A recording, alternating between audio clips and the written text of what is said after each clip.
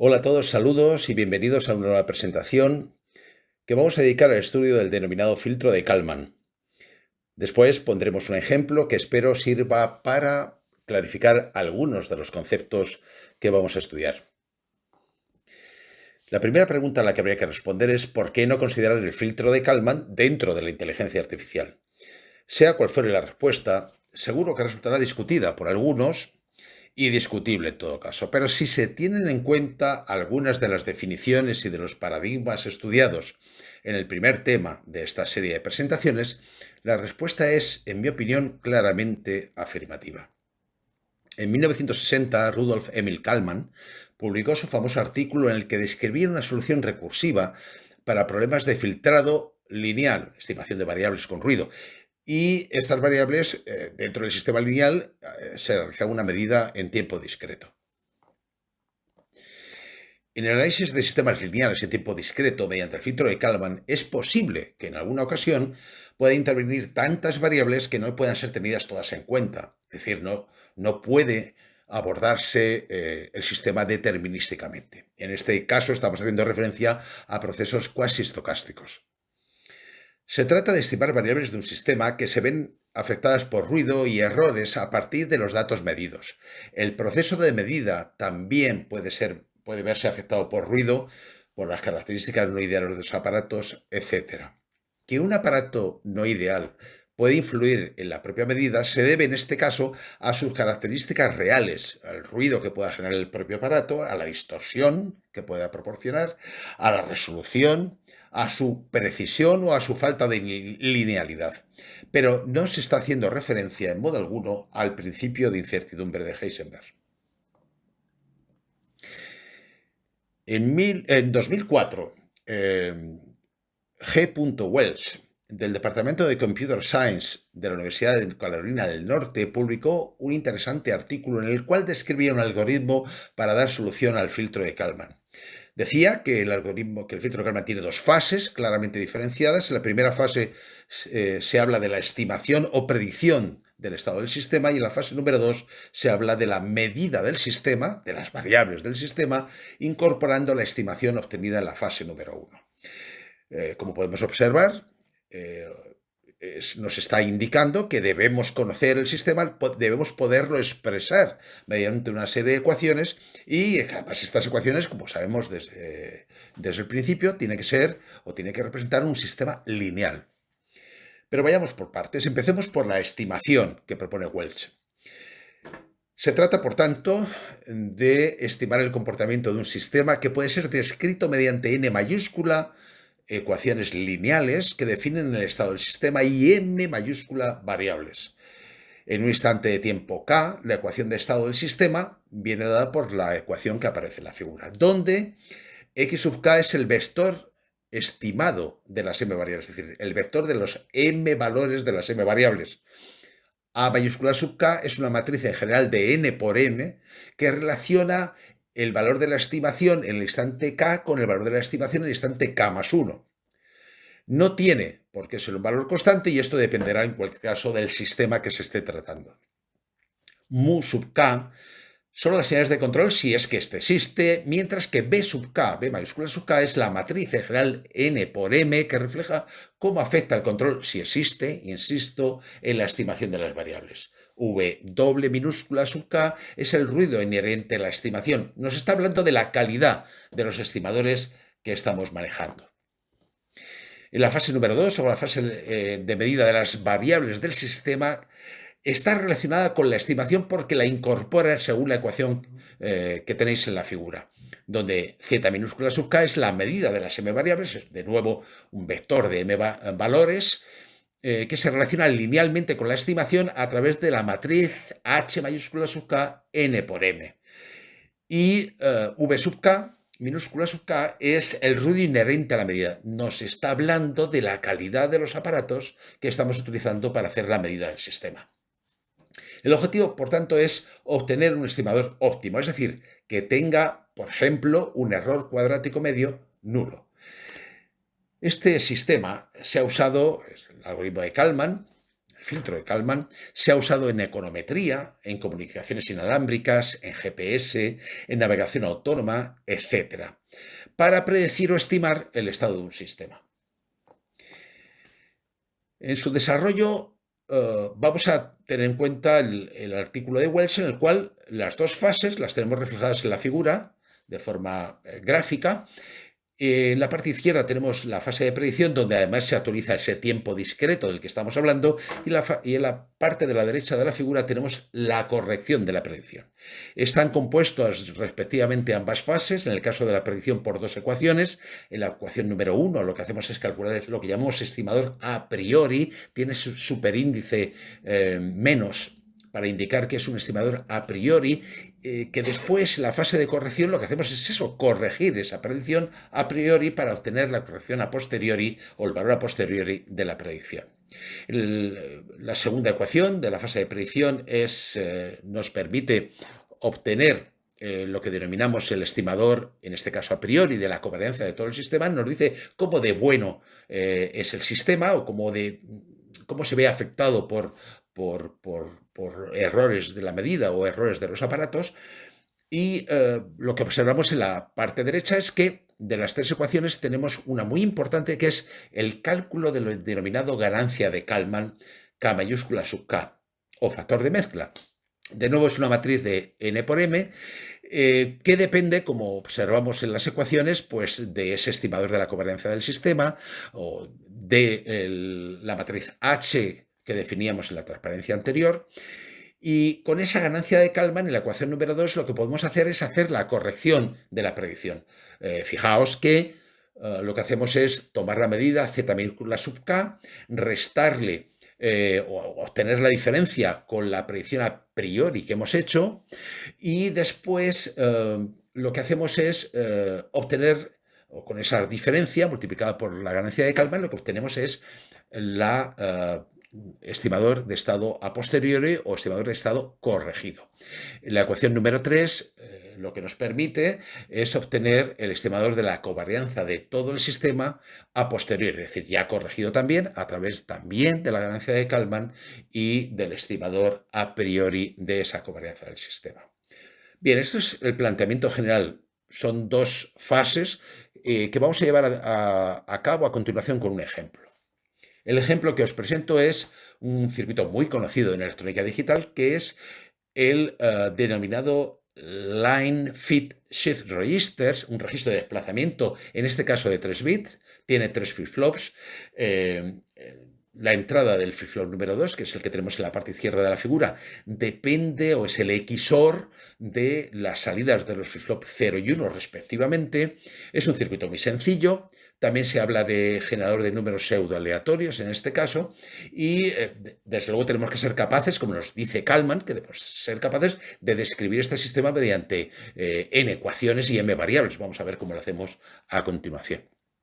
Vamos a hacer la suposición de que el LFSR se puede parar. Es un circuito síncrono. Esto funciona de forma síncrona con una señal de reloj CLK. O bien que el filtro de Kalman se procesará tan rápidamente que será capaz de hacerlo entre dos flancos consecutivos de esa señal de sincronismo o reloj. Una vez finalizada la estimación óptima, el control, si es que existe, en este caso no está dibujado y no va a ser necesario ningún control, pero bueno, si existiera, se reiniciará el filtro de Kalman para una nueva predicción,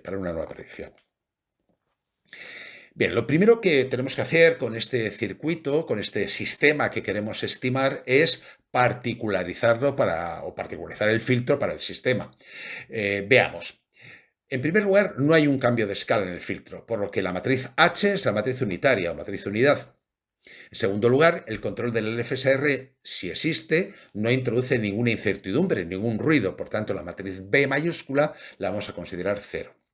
Así que con estas dos primeras particularizaciones, las ecuaciones del filtro quedan simplificadas como parece la figura, y como veis es muy sencillo. Se mantiene la linealidad del sistema y el cálculo de las ecuaciones en ambas fases se ha simplificado notablemente. Después, la tercera particularización del filtro de Kalman para este circuito LFSR de 3 bits es que el sistema que se quiere tratar con este filtro es digital, maneja solamente magnitudes binarias, 0 y 1. En cuarto lugar, las operaciones de suma para operandos de un bit serán siempre módulo 2. Las restas serán operaciones XOR o XNOR, que también pueden ser consideradas sumas módulo 2. Y finalmente, los productos de los operandos de un bit los vamos a considerar operaciones lógicas de tipo AND. Por tanto, las ecuaciones, con todas estas particularización del filtro de Kalman para este circuito, para este sistema, las ecuaciones del sistema LFSR, las ecuaciones que me van a permitir obtener la matriz A de coeficientes, tenemos que las entradas en el instante de tiempo K del flip-flop número 2, depende del XOR, como veíamos en la figura, de las salidas del flip-flop 1 y 0 en el instante K-1, que la entrada del flip-flop 1 en el instante de tiempo K depende de la salida del flip-flop 2 en K-1 y que la entrada del flip-flop 0 en el instante K depende de la salida que tuviera el flip-flop 1 en K-1. Un sistema de 3 ecuaciones con 3 incógnitas cuya expresión matricial la tenéis en la figura, donde identificamos claramente la matriz de coeficientes A y la matriz de las variables en ambos lados de la igualdad. Así tenemos la matriz de 3×3, 3 ecuaciones y 3 variables, la matriz A, matriz de coeficientes del sistema, P sub 0, que es la covarianza del error del sistema, lo vamos a considerar inicialmente la matriz nula porque desconocemos todo el sistema, al comenzar el sistema no conocemos nada de él y por tanto vamos a considerar que esa covarianza es 0. La matriz Q, que es la covarianza de la estimación, puede ser cualquier matriz que discrecionalmente, la que queramos. Yo sugiero esa matriz, pero podría haber sido cualquier otra, o casi cualquier otra. La matriz R, que es la covarianza de la medida, hemos considerado que la probabilidad de error o el error más probable se va a dar en el flip-flop número 2. ¿Por qué? Porque su entrada depende de la operación lógica XOR de otras dos variables. Por tanto, hay una probabilidad ligeramente, o presuponemos que es ligeramente mayor que la de la entrada a los otros dos flip-flops. Y luego una primera estimación, que se podemos considerar la primera estimación a priori o estimación en instante cero, que bueno, es un valor también a discreción o discrecional, y dado que el sistema puede tener 8 valores distintos, en realidad 7, porque el valor 000 no se puede dar nunca, pues hemos considerado un valor intermedio. Por ejemplo, que los flip-flop estén con valores 1, 0, 0 en sus salidas, que es equivalente al 4 en decimal. Bien, con este planteamiento vamos a la fase número 1, la fase de predicción, en la cual tenemos dos ecuaciones que resolver. La primera es donde calculamos la estimación a priori del instante de tiempo K igual a 1. ¿Partiendo de qué? De la matriz de coeficientes A que hemos definido y del vector de x sub 0 inicial o predicción a priori, que es en este caso 1, 0, 0. Podría haber sido cualquier otro valor inicial dentro de los 7 valores posibles del LFSR. Hacemos ese producto de dos matrices, insistiendo en que los productos son operaciones AND y que las sumas son módulo 2. Y obtenemos una estimación a priori que es 0, 1, 0. La segunda de las ecuaciones nos permite hacer una estimación a priori de la covarianza del sistema. En este caso, dado que P sub 0, estimación a priori de la covarianza del sistema, hemos considerado que es 0, nos queda el resultado que P sub 1 super menos, de acuerdo, es igual a Q. Bien, en la fase de corrección de la estimación, lo que hacemos es calcular la ganancia de Kalman según la ecuación particularizada o simplificada para nuestro sistema y obtenemos una ganancia que es K1, que para el instante de tiempo K igual a 1, K mayúscula sub 1, que de nuevo es una matriz de 3×3. Al hacer la segunda ecuación, donde lo que hacemos es la corrección de la predicción y hacer esa diferencia entre la medida que la conocemos, este sistema es completamente conocido mediante sus ecuaciones. Si suponemos que la semilla inicial, valores iniciales del LFSR es 1, 1, 0, observamos que tenemos que hacer la resta entre esa semilla o valor inicial del LFSR y nuestra predicción a priori. El resultado lo multiplicamos por la ganancia de Kalman y le sumamos de nuevo, según la ecuación que definimos en su momento, la estimación a priori de x1, ¿Qué es lo que obtenemos? Lo que obtenemos directamente es un valor de la estimación corregida que es 1,10, que es exactamente igual al valor de la medida. Luego el filtro de Kalman, con las condiciones iniciales que hemos planteado, ya ha resuelto el sistema, ya ha corregido la predicción y nos dice que la predicción a posteriori es exactamente igual a la medida del sistema. En la fase de corrección de la estimación nos queda por calcular una tercera ecuación, que es la covarianza del sistema, según la ecuación adaptada o simplificada o particularizada para el sistema LFSR de 3 bits, como vemos en la figura. Insistiendo de nuevo que la resta la transformamos en operaciones XOR y que los productos son productos lógicos de tipo AND. Obtenemos P1. El algoritmo recursivo, como decíamos al principio, y vamos de nuevo a la fase de predicción, donde hacemos una predicción a posteriori para el instante de tiempo k igual a 2, nos sale un determinado valor, muy sencillo, que es un vector todo unos. La ecuación número 2 es una predicción a priori de la covarianza del sistema, que nos sale, en este caso, no es igual a Q, puesto que en P1 ya tenemos un determinado valor, y nos sale de nuevo una matriz de 3×3, como corresponde. Vamos a la fase de corrección y lo que hacemos es calcular la ganancia de Kalman según estos nuevos valores para el instante de tiempo 2, es decir, K mayúscula sub 2, y dejamos que el tiempo corra, decimos el tiempo corre, el FSR revoluciona y entonces la nueva medida ahora es 1, 1, 1. Todos los flip-flops están a 1.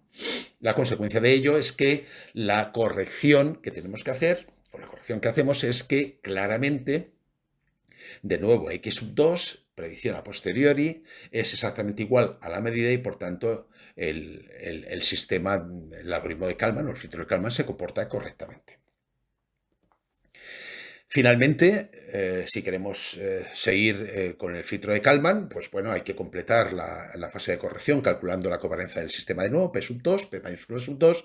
Bueno, tenemos una matriz de 3×3 que nos permitiría iniciar de nuevo para K igual a 3 la fase de estimación del algoritmo. Pero una vez que el filtro de Kalman ha obtenido el valor correcto del sistema LFSR, a partir de ahí la corrección, en la fase de corrección de la estimación a priori, va a dar siempre como resultado el valor real de las 3 variables.